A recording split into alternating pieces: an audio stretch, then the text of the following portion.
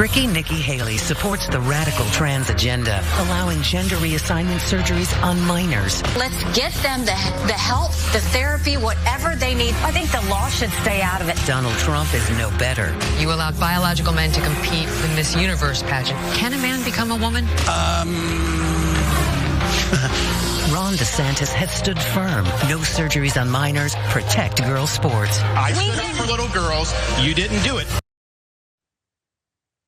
So that is the area that Ron DeSantis and his allies want to focus on. Let's stay away from anything about attacking Trump that theoretically could cause his base to turn against us. Don't talk about the stuff with the women. Don't talk about the stuff with like his legal troubles and all that. Don't talk about the attempt to overthrow the government. No, let's just hit the trans community and imply that of all people, Donald Trump is super pro-trans. He's been just way too friendly and loving and caring and compassionate towards that community. And of course, he's gonna hit Nikki Haley in the same way. There have been these articles coming out about how the war on woke that he has been one of the main generals in is no longer really driving a lot of enthusiasm on the right. But if that ship is going down, it seems like DeSantis and his allies are gonna go down with it. Brett, what do you make of this strategy? So that is an ad for Iowa, not for New Hampshire. New Hampshire is I don't care anything about you. Just let me go hunting while smoking weed. Like that is New Hampshire. It is my favorite. It is this weird libertarian, just that's how it is. For the problem that DeSantis faces is when it comes down to it, like the kind of person who is an anti-woke candidate thinks that Ron DeSantis is a wuss. He is a huge wuss, and Nikki Haley is performing better among the kind of people whose sentiment would be anti-woke.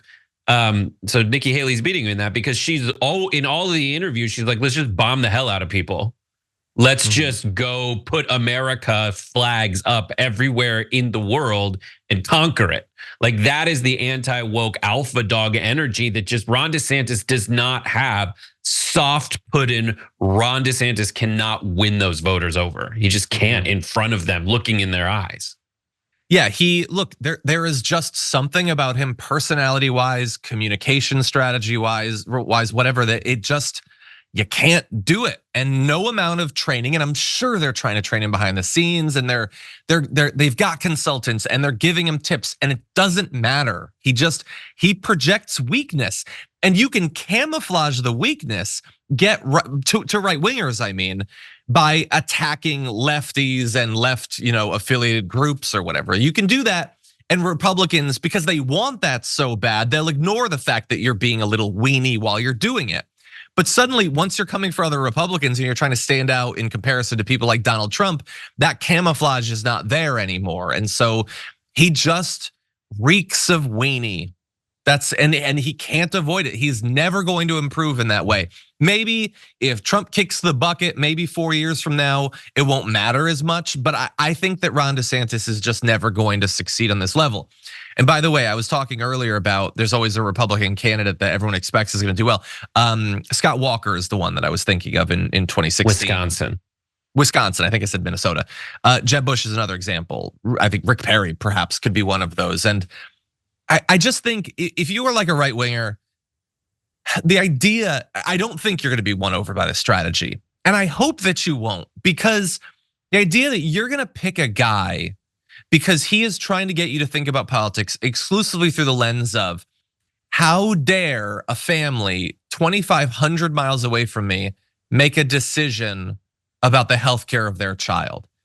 It cannot be allowed.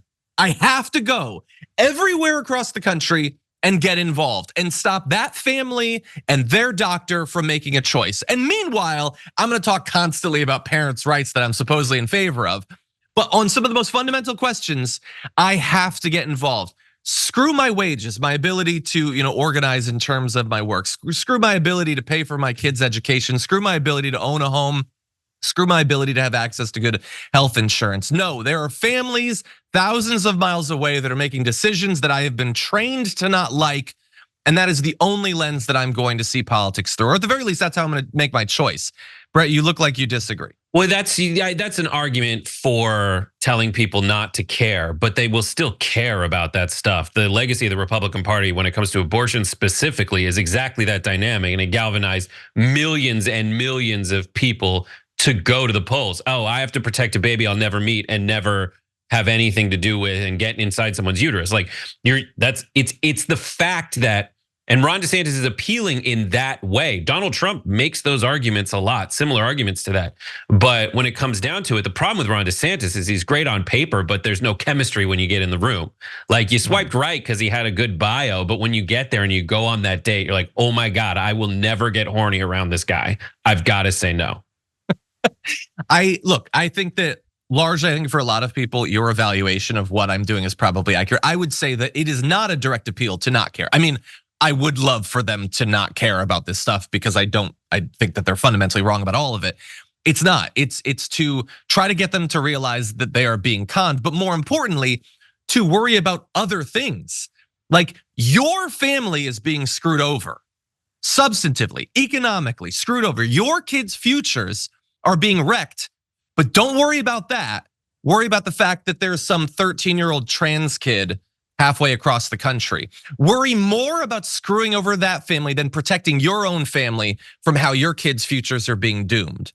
Like I would try to refocus the attention, even just being selfish and pragmatic about the effect that politics has on your own family's lives. They are being trained to not worry about that, to worry more about how are two consenting adults having sex in Utah? How is this kid like allowed to compete in swimming in New Hampshire? Like they're being trained to sacrifice their own family's future on the altar of wanting to screw up other families. But that probably is not how most people will receive it. They'll probably largely agree with you, Brett. So yes, I do need to finesse the message a bit.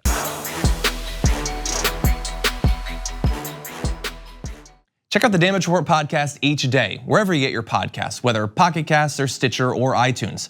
You can join me as I give you the news and stories you want, with a range of co-hosts and interview guests jumping in on the fun each day. Again, that's the Damage Report, wherever you get your podcasts. And if you get them at iTunes, don't forget to rate and review. Sometimes I'll read them live on the show.